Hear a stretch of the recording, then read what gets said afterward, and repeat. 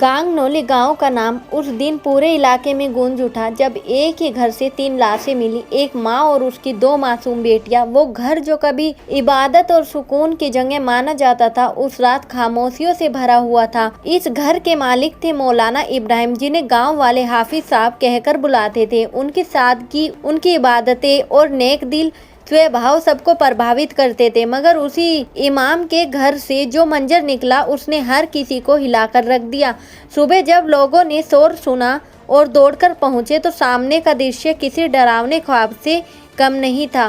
चारपाई पर मौलाना की पत्नी इसराना की लाश थी और उसके पास उनकी 2 छोटी बेटियां खून से लथपथ। घर का हर कोना अस्त व्यस्त था। किसी को समझ नहीं आ रहा था कि इतनी बड़ी वारदात किसने की। पुलिस मौके पर पहुंची, गांव को घेरा गया और जांच शुरू हुई। लेकिन सबसे बड़ा सवाल था, वारदात के वक्त मौलाना कहाँ थे। मौलाना का कहना था कि वो देवबंद एक धार्मिक कार्यक्रम में गए थे, लेकिन पुलिस को शक हुआ क्योंकि उनके घर के सीसीटीवी कैमरे उसी रात बंद पाए गए थे। खास बात यह है कि कैमरा एडमिन पैनल से मैन्युअली ऑफ किया गया था, यानी किसी ने जानबूझकर सिस्टम से छेड़छाड़ की थी। पुलिस ने बच्चों से पूछताछ की जो मौलाना से पढ़ने आते थे। एक 16 साल की छात्र के कपड़ों पर खून के निशान मिले। पूछताछ में उसने कबूल किया कि उसने और उसके एक दोस्त ने यह सब किया। उसने कहा, मौलाना हमें डांटते थे इसलिए हमने बदला लिया। पुलिस भी दंग रह गई, इतनी छोटी उम्र और इतना बड़ा जुर्म।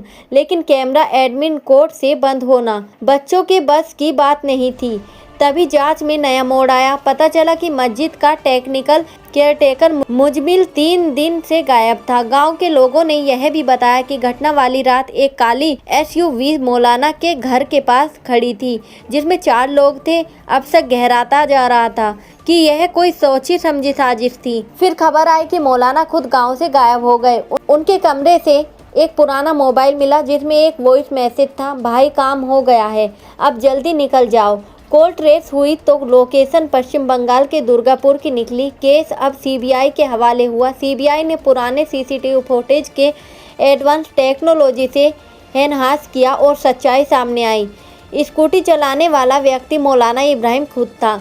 कुछ दिनों बाद वही व्यक्ति पश्चिम बंगाल के एक मदरसे में फैजान अली नाम से बच्चों को पढ़ाते हुए पकड़ा गया। जांच में सामने आया कि उसका असली नाम साबिर हुसैन है और उस पर पहले से 2 केस दर्ज है, एक नाबालिग लड़की से छेड़छाड़ का और दूसरा धोखाधड़ी का। CBI की जांच में खुलासा हुआ कि मौलाना और मुजमिल ने 2 नाबालिग छात्रों को बहकाया था। उन्हें धार्मिक तर्क देकर विश्वास दिलाया गया कि वे एक गलत काम को सजा दे रहे हैं, लेकिन असल में यह एक सुनियोजित अपराध था।